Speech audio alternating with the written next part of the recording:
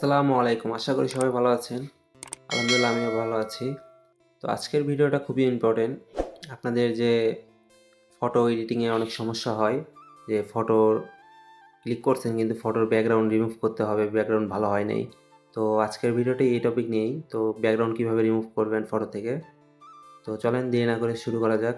প্রথমে আমরা চলে যাব প্লে স্টোরে। তো প্লে স্টোরে আসার পরে আমরা সার্চ করব ফটো রুম। তো আমি ফটো রুম লিখতেছি। এভাবে ফটো রুম লিখবেন। ফটো রুম লেখার পরে আপনারা সার্চ দেবেন। সার্চ দেওয়ার পরে অ্যাপ্লিকেশনটা আসবে।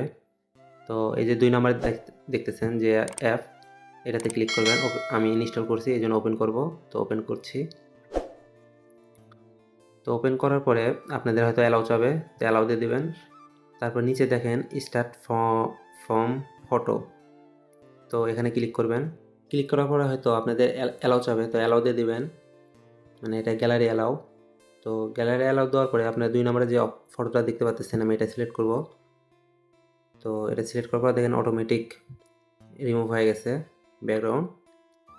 তো ব্যাকগ্রাউন্ড রিমুভ হওয়ার পরে আপনার নিচে দেখেন 3 নম্বর অপশন ট্রান্সপারেন্ট। তো সেখানে ক্লিক করবেন। ক্লিক করার পরে কিছুক্ষণ লোড নেবেন। লোড নেওয়ার পরে নিচে দেখবেন যে এক্সপোর্ট অপশন আছে, এক্সপোর্ট অপশনে ক্লিক করবেন। তো যারা এখনও চ্যানেলটি সাবস্ক্রাইব করেন নাই, তো এখনই চ্যানেলটি সাবস্ক্রাইব করে দিন। এক্সপোর্টে ক্লিক করার পরে এখানে দেখেন যে সেভ টু গ্যালারি, তো গ্যালারিতে ক্লিক করবেন। সেভ টু গ্যালারিতে ক্লিক করবেন, করার পরে দেখেন যে সেভ হয়ে গেছে। তো এখন এখান থেকে ব্যাক দেবেন, দিয়ে গ্যালারিতে যাবেন। তো আমি গ্যালারিতে চলে যাচ্ছি। গ্যালারিতে আসার পরে দেখেন এই যে ফটোতে আমি ক্লিক করি। এই যে ফটোর পিছনে কিন্তু কোনো ব্যাকগ্রাউন্ড নেই, এই যে ব্ল্যাক দেখাইতেছে সেটা হচ্ছে মানে এমনি হচ্ছে ফোনের জন্য দেখাইতেছে, কিন্তু আপনি এই ফটো যে কোনো জায়গায় সেট করতে পারবেন।